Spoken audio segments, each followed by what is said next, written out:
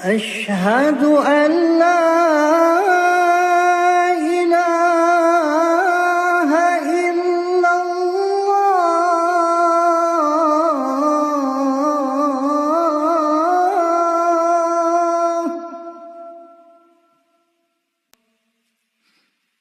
أشهد أن محمدًا رسول الله.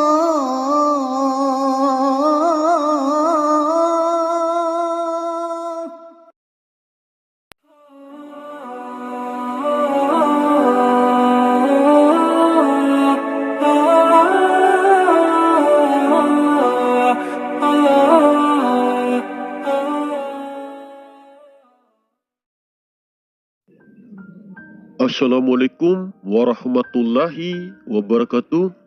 Halo sobat, berjumpa lagi di MSLB Channel. Salam damai, salam sejahtera.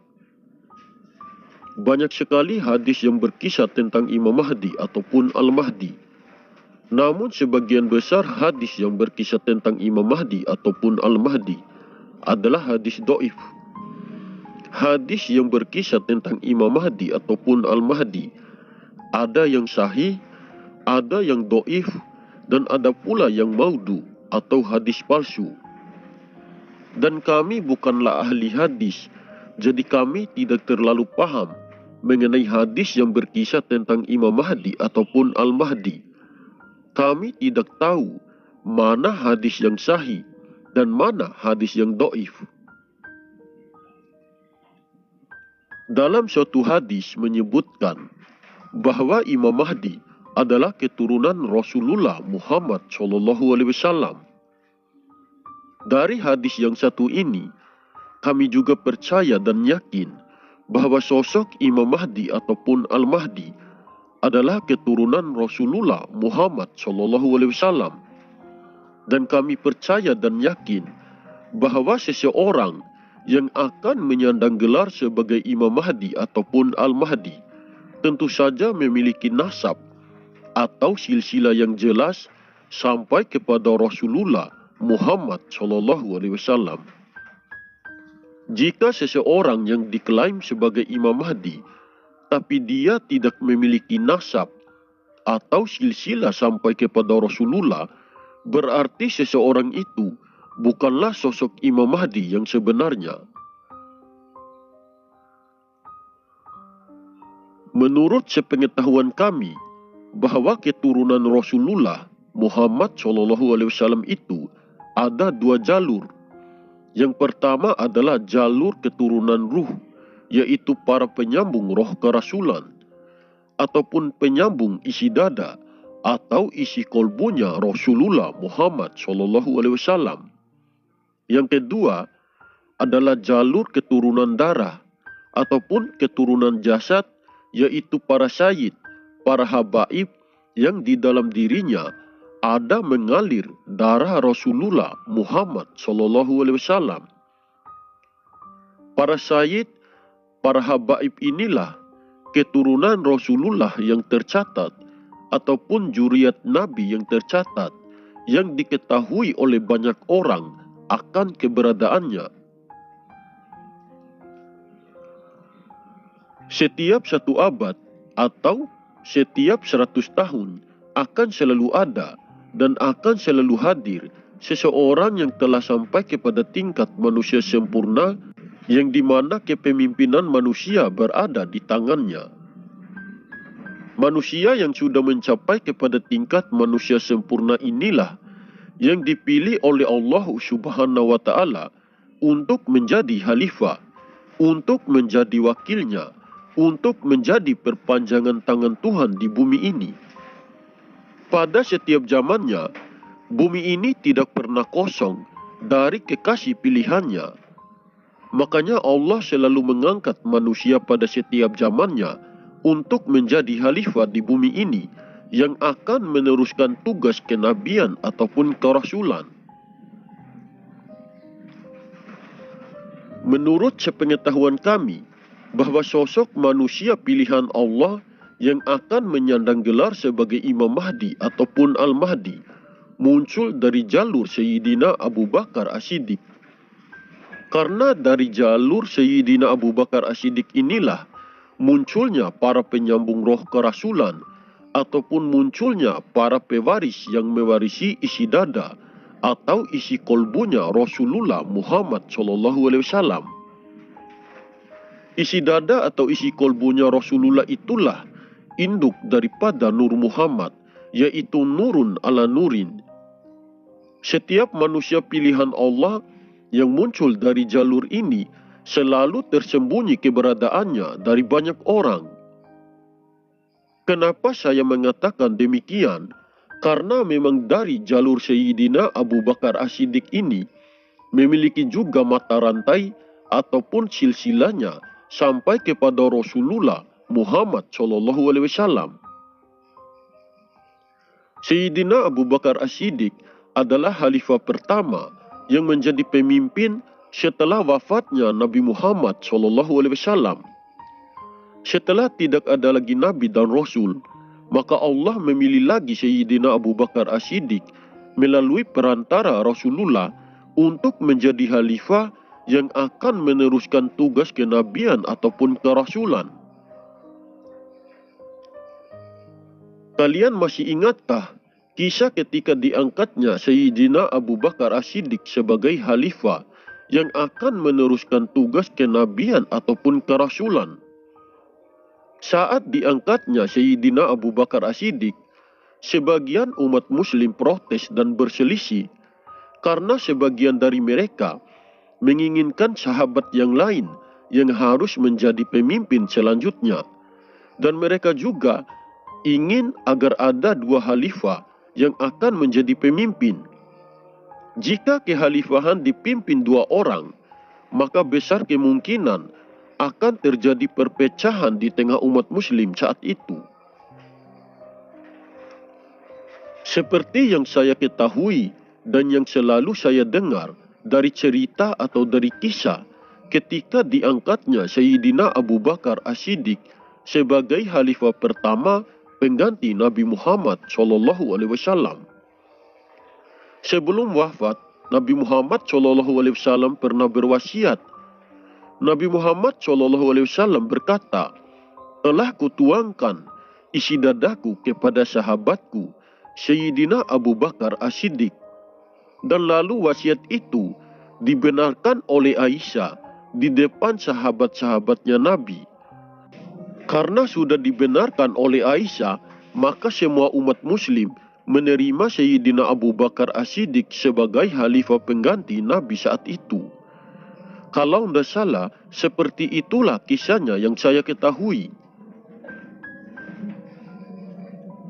Sebelum wafat, pasti Rasulullah akan mengabarkan dulu wasiatnya kepada orang-orang terdekatnya dan kepada istri atau anaknya yang bisa dipercayai olehnya. Begitupun dengan para khalifah, pewaris dan penerus Rasulullah pada setiap zamannya. Sebelum wafat, pasti akan berwasiat, pasti akan mengabarkan dulu kepada orang-orang terdekatnya ataupun kepada orang-orang yang dipercayai olehnya siapa yang akan menggantikan kepemimpinannya selanjutnya. Karena bumi ini pada setiap zamannya tidak pernah kosong dari kekasih pilihan Allah yang akan menjadi wakilnya, yang akan menjaga dan mengendalikan keadaan alam di bumi ini. Seorang manusia pilihan Allah yang akan menjadi khalifah pemimpin bumi pasti sudah diberikan kelebihan ataupun kemampuan yang sangat luar biasa sehingga dirinya bisa menjaga dan bisa mengendalikan keadaan alam di bumi ini. Seorang manusia pilihan Allah yang akan menjadi khalifah yang akan meneruskan tugas kenabian ataupun kerasulan akan selalu muncul hingga akhir zaman. Jika sudah tidak ada lagi kekasih pilihan Allah yang akan menjaga dan mengendalikan keadaan alam di bumi ini, maka bumi ini bisa jadi akan terjadi goncangan yang bisa mengakibatkan terjadinya kiamat. Mulai dari sahabatnya Sayyidina Abu Bakar As-Siddiq itulah isi dada atau isi kolbunya Rasulullah diwariskan oleh Allah Subhanahu wa Ta'ala. Isi dada atau isi kolbunya Rasulullah itulah arwahul muqaddasah Rasulullah Muhammad Shallallahu Alaihi Wasallam, ataupun yang disebut roh kerasulan. Isi dada atau isi kolbunya Rasulullah itulah induk daripada Nur Muhammad, ataupun ruh yang tunggal, ataupun nurun ala nurin, yaitu cahaya di atas cahaya. Hanya pada diri kekasih pilihannya yang akan menjadi khalifah pemimpin bumi, induk daripada Nur Muhammad, ataupun nurun ala nurin bersemayam. Saya coba uraikan secara singkat saja mengenai turunan silsilah atau mata rantai para pewaris ruh Rasulullah, ataupun pewaris isi dada atau isi kolbunya Rasulullah Muhammad Shallallahu Alaihi Wasallam. Sejak wafatnya Nabi Muhammad Shallallahu Alaihi Wasallam, maka tidak ada lagi Nabi dan Rasul setelah itu. Walaupun sudah tidak ada lagi Nabi dan Rasul, bumi ini tidak akan pernah kosong dari kekasih pilihan Allah yang akan menjadi khalifah, yang akan menjadi wakilnya di bumi ini. Allah Subhanahu wa Ta'ala akan memilih lagi manusia yang akan menjadi khalifah di bumi ini, yang akan meneruskan tugas kenabian ataupun kerasulan. Tugas seorang khalifah Allah yang menjadi sebagai perpanjangan tangan Tuhan di bumi ini, selain menjaga dan mengendalikan keadaan alam, ia juga meneruskan memegang syafaat al-ujma atau syafaat yang agung atas izin Allah. Setelah wafatnya Nabi Muhammad SAW, maka khalifah pertama pengganti Nabi adalah Sayyidina Abu Bakar As-Siddiq. Dari sekian banyaknya murid atau pengikutnya Sayyidina Abu Bakar As-Siddiq, dipilih lagi oleh Allah satu orang lagi yang akan mewarisi isi dada atau isi kolbunya Rasulullah. Setelah habis masa kepemimpinan Sayyidina Abu Bakar As-Siddiq, dan melalui Sayyidina Abu Bakar As-Siddiq itulah Allah menuangkan lagi isi dada atau isi kolbunya Rasulullah kepada manusia pilihan selanjutnya. Dari sekian banyaknya murid atau pengikut dari muridnya Sayyidina Abu Bakar As-Siddiq, dipilih lagi satu orang oleh Allah untuk mewarisi lagi isi dada atau isi kolbunya Rasulullah jika masa kepemimpinan khalifah sebelumnya telah usai. Dan dari sekian banyaknya murid dari muridnya lagi Sayyidina Abu Bakar As-Siddiq, dipilih lagi oleh Allah satu orang untuk mewarisi lagi isi dada atau isi kolbunya Rasulullah Muhammad SAW. Isi dada atau isi kolbunya Rasulullah akan diwarisi terus oleh manusia pilihan Allah hingga sampai akhir zaman. Begitupun pada zaman sekarang ini, isi dada atau isi kolbunya Rasulullah pasti sudah diwarisi lagi oleh manusia pilihan Allah. Setiap kemunculan manusia pilihan Allah yang mewarisi isi dada atau isi kolbunya Rasulullah, itulah yang akan menjadi khalifah pemimpin bumi. Dan kehadiran seorang khalifah Allah pada zaman sekarang ini diberi gelar sebagai Imam Mahdi ataupun Al-Mahdi, yaitu pemuda yang mendapatkan petunjuk ataupun laki-laki yang mendapatkan petunjuk. Jika dunia ini masih lama, maka akan muncul lagi Imam Mahdi yang lain jika masa kepemimpinan Imam Mahdi yang sekarang ini telah usai. Setiap manusia pilihan Allah yang akan mewarisi isi dada atau isi kolbunya Rasulullah pasti muncul dari jalur Sayyidina Abu Bakar As-Siddiq ataupun dari mata rantai Sayyidina Abu Bakar As-Siddiq. Kenapa harus muncul dari jalur itu? Agar keilmuannya selalu tersambung melalui para silsilah atau mata rantai penyambung roh kerasulan.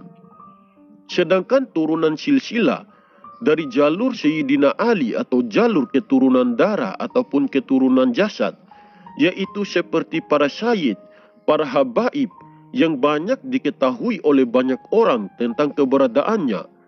Bahkan orang awam, orang yang bukan dari jalur Sayyidina Ali, yang bukan dari tarekat Qadiriyah yang berasal dari Sayyidina Ali, banyak yang mengetahui tentang zuriat Nabi yang tercatat. Banyak orang yang bisa mengetahui tentang keberadaan keturunan darah ataupun keturunan jasad Rasulullah karena kemunculannya sebagai zuriat Nabi yang tercatat langsung diangkat ataupun langsung dipilih oleh manusia sebagai syahid ataupun sebagai habaib karena di dalam dirinya ada mengalir darah Rasulullah. Sangat berbeda dengan keturunan ruh Rasulullah yang jarang diketahui oleh banyak orang akan keberadaannya. Karena setiap kemunculan manusia pilihan yang mewarisi isi dada atau isi kolbunya Rasulullah ataupun yang mewarisi roh kerasulan dipilih langsung oleh Allah Subhanahu wa Ta'ala, bukan dipilih berdasarkan atas kemauan dan keinginan manusia itu sendiri. Mungkin banyak yang bertanya, apakah manusia pilihan Allah yang akan menjadi khalifah pemimpin bumi selalu muncul dari jalur Sayyidina Abu Bakar As-Siddiq? Apakah tidak boleh manusia biasa juga yang bukan dari pesantren, yang bukan dari majelis manapun? Jawabannya bisa.